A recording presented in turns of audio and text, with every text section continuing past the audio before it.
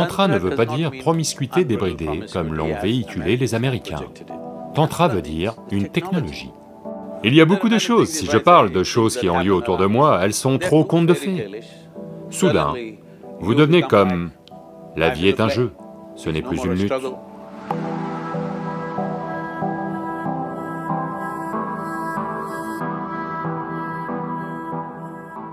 Namasté. Pouvez-vous parler du mentalisme? C'est quoi le mentalisme? Mentalisme comme... Oh, le mentalisme, ce film? Oui, Comme ça? le mentalisme, oui. D'accord. Ne vous fiez pas aux films hollywoodiens. Beaucoup de choses y sont exagérées, mais le mental humain peut-il faire des choses à l'extérieur? Bien sûr. Bien sûr qu'il le peut. Aujourd'hui, si je prononce ce mot, je suis sûr qu'il y a des tas de malentendus parce que ça vient d'ailleurs. Voici ce que Tantra veut dire. Tantra ne veut pas dire promiscuité débridée comme l'ont véhiculé les Américains. Tantra veut dire une technologie. Technologie veut dire, quand à cette époque, quand on n'avait aucun outil technologique externe, on a réalisé que la plus haute technologie était là. Et comment utiliser cela? De bien des manières. Maintenant, si on veut voir à l'extérieur de cette porte, on a besoin d'un périscope. Maintenant, quelqu'un a trouvé une façon de regarder au-delà, sans périscope, en utilisant votre mental, au-delà du domaine de votre corps. En ce moment, le mental fonctionne dans les limites de votre corps, vous voulez l'utiliser là-bas. C'est possible de le faire, ce n'est pas possible. C'est juste que toutes sortes de choses folles et absurdes sont crues. Si vous élaguez ces choses, de bien des façons, consciemment ou inconsciemment, beaucoup d'entre vous utilisez cela. Vous créez ce que vous voulez dans le monde, quand vous le voulez vraiment. D'une certaine manière, c'est simplement votre concentration qui fait se produire ces choses.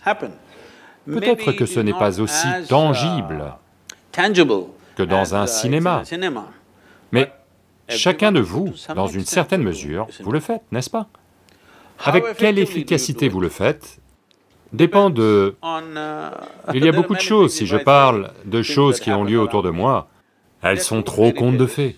Je ne croirais pas de telles absurdités si quelqu'un me les disait, donc je ne vais pas vous les dire, parce que je ne veux pas que vous croyiez ou ne croyiez pas ces choses. Mais tous les jours, les gens qui m'entourent sont témoins de choses qu'ils pensent être un miracle, mais il n'y a pas de miracle. La vie est un grand miracle. En faites-vous partie?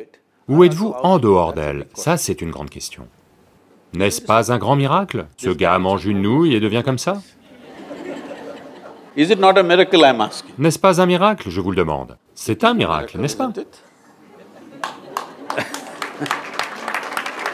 La question c'est, êtes-vous consciemment en elle ou êtes-vous en dehors d'elle? Ça, c'est une grande question. Si vous êtes en elle, vous êtes... Voyez, si vous utilisez n'importe quelle pensée, eh bien, il demandait comment fait-on au début.